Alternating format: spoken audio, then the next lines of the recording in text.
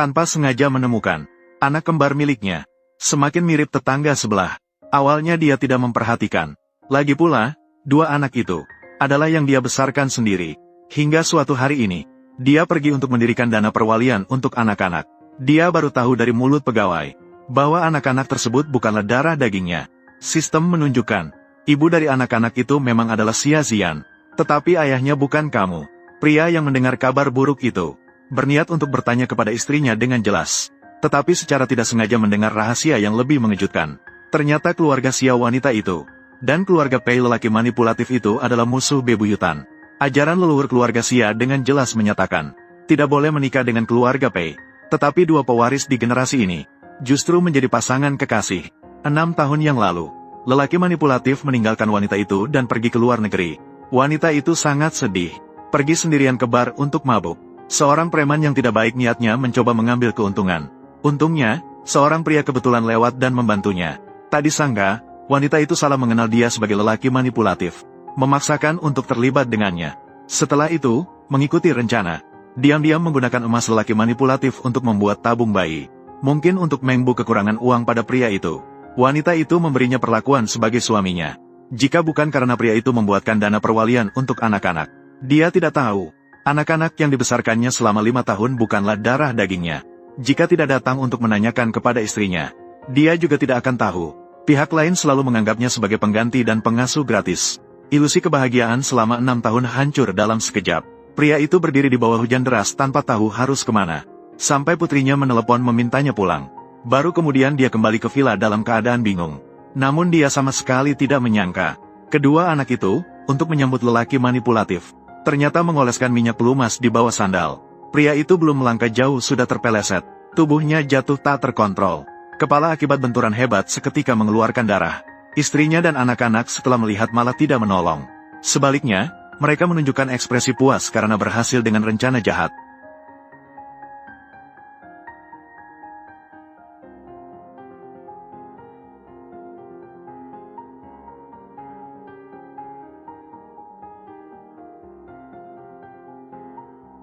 Melihat ketiga orang itu pergi sambil tertawa, hati pria itu seketika merasa jatuh ke dasarnya. Dan karena itu, dia memutuskan untuk bercerai. Setelah menenangkan diri sejenak, dia segera mencetak perjanjian cerai. Menunggu istrinya dan anak-anaknya yang senang pulang ke rumah. Dia mengabaikan kembarannya yang berlari mendekat dan menghiburnya. Balikan perjanjian cerai ke halaman tanda tangan. Mengklaim bahwa dia tertarik pada sebuah toko. Meminta istrinya untuk menandatangani. Mungkin karena rasa berutang, wanita itu menandatangani tanpa melihat isi perjanjian. Pria itu melihat keadaan dan segera mengambil perjanjian lalu pergi. Dari belakang terdengar keluhan anaknya, mengatakan bahwa ayah begitu bodoh. Bahkan jika memberinya toko, dia tidak akan mendapatkan uang. Lebih baik menggunakan uang itu untuk membeli hadiah untuk Paman Pei. Namun pria itu seolah tidak mendengar dan langsung kembali ke kamar. Kemudian dia melepas cincin yang telah dipakai selama 6 tahun. Dalam beberapa hari ke depan, pria itu sepenuhnya melepaskan tanggung jawab sebagai pengasuh gratis. Tidak lagi membuatkan ikat rambut yang cantik untuk putrinya. Juga tidak memasakkan makanan yang disukai untuk putranya. Hal ini menyebabkan kembar sangat tidak setuju. Istrinya terpaksa mencari pria itu untuk berbicara. Dia berpikir bahwa jika dia marah, pria itu akan meminta maaf seperti dulu.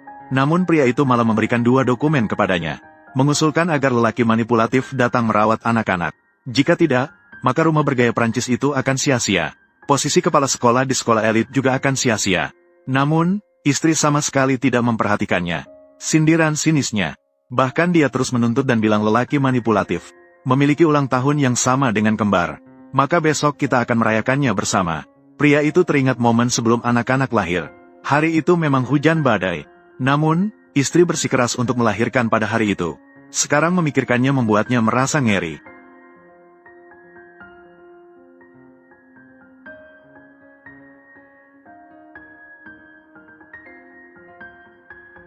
Segera, hari berikutnya pun tiba. Wanita itu mengadakan pesta ulang tahun megah untuk kembar dan lelaki manipulatif. Menggelar pesta ulang tahun yang meriah. Melihat pemandangan keluarga berempat yang harmonis. Banyak tamu yang salah mengenali orang. Menganggap lelaki manipulatif sebagai suami wanita itu. Banyak yang memuji mereka sebagai pasangan yang serasi. Bahkan kedua anak pun terlihat mirip dengan mereka. Wanita itu tidak memberikan penjelasan apapun. Pria itu tahu dia sudah tidak sabar untuk mengumumkan siapa ayah biologis anak-anak itu. Untungnya, dia juga sudah siap. Hanya perlu bertahan 2 hari lagi, maka dia bisa sepenuhnya mengucapkan selamat tinggal pada masa lalu. Lalu pria itu pun pergi tanpa menoleh. Namun, lelaki manipulatif ternyata mengikutinya. Sambil berjalan, dia mengejek pria itu sebagai pengganti dirinya. Meminta dia untuk segera pergi kalau dia pandai-pandai. Pria itu membalas ejekan tersebut, menunjukkan bahwa keluarga yang akan datang memiliki musuh bebuyutan dan tradisi keluarga dengan keluarga Pei. Meskipun dia bercerai dengan istrinya, dia tidak akan pernah bisa bersama wanita itu. Mungkin karena terlalu banyak menonton drama pendek. Lelaki manipulatif yang marah dan malu, bahkan sampai melepaskan gelangnya dan melemparkannya ke danau. Wanita mungkin tidak ingin membuat pesta ulang tahunnya berantakan. Segera menyarankan lelaki manipulatif untuk membiarkannya kali ini. Beberapa hari lagi akan membelikannya beberapa yang lebih baik. Namun lelaki manipulatif mengeluh dengan penuh kesedihan. Jika hal lain, dia sama sekali tidak akan peduli. Tapi yang dilempar ke danau adalah barang pemberian dari wanita yang menjadi tanda kesetiaan.